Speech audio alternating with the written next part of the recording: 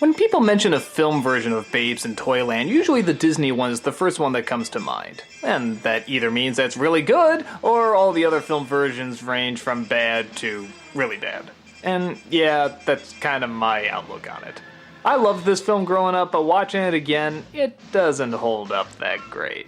It's got a lot of good people, and the money in the production definitely shows, but in terms of the story and the main character, it's kind of all over the place and pretty bland.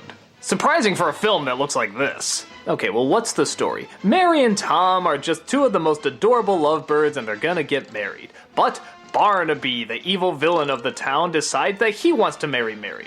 How do I know this? Because he literally tells the audience. If I'm to get my hands on Mary's money, the person Mary marries must be me, not Tom, me.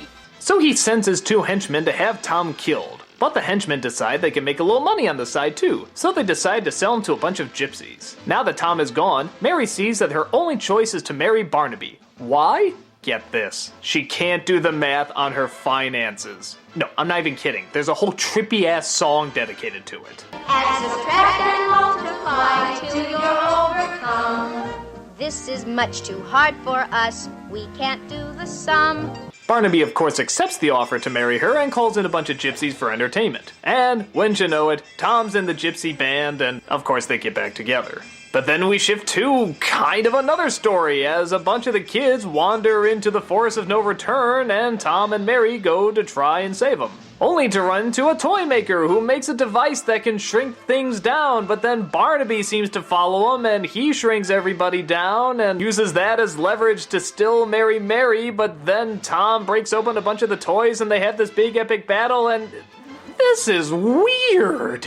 So yeah, as you can tell from the story, it's kind of all over the place and, like I said, weird. I'm usually fine with weird. But this movie clearly doesn't have much of a focus, and it's kind of obvious because there's nothing really that much interesting to focus on, at least in terms of the main characters. Bethany Filicello as Mary, and she's usually very charming, but she just has nothing to work with here. All she does is cry and look confused. The guy who plays Tom has a funny scene as a gypsy fortune teller, but aside from that, he has nothing really that interesting. The kids are all boring. Some of the side characters are kinda neat, but they're not in it for very long. A lot of the songs are pretty pointless, though some of them are kinda fun. The only thing that's genuinely enjoyable about it is the villain. Recognize him? Yeah, that's the Scarecrow from Wizard of Oz. And he just has a great time being the most stereotypical villain, but really playing it up and having fun. This is the guy with the top hat, twiddles his mustache, tied the woman to the railroad tracks, the whole spiel. And his two bumbling sidekicks actually get a few laughs too. I also like Ed Wynn as the toy maker because, well, he's Ed Wynn. Anything he's in is just going to be a ton of fun, even if it sucks. Aside from that, like I said, the look of the production is really impressive. I mean, yeah, it's obviously a set, but it's such a big set. And it's so creative with all the colors and the costumes and the puppets, and it looks really imaginative. Even if it is sort of dressed in that 60s and 70s style that dates it a bit, but not too bad. The music and songs as well, though not always necessary, are still nice to listen to. I could listen to that March of the Toy Soldiers forever. And yeah, we've heard it in a bunch of our different versions, but man does it sound good here.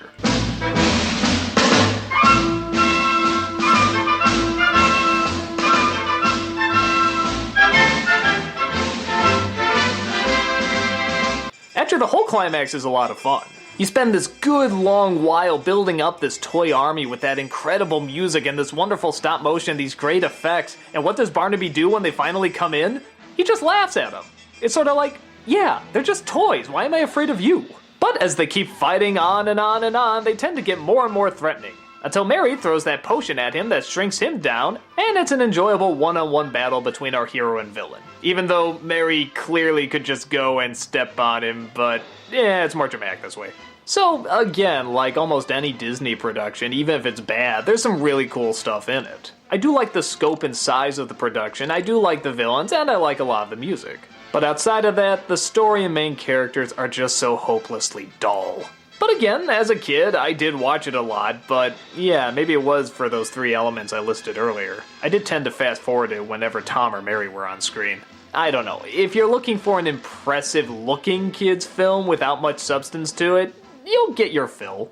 But if you're looking for a timeless classic based on a timeless classic, Babes in Toyland, this is probably not the best interpretation. Or maybe it is in film form, but come on, there's gotta be better.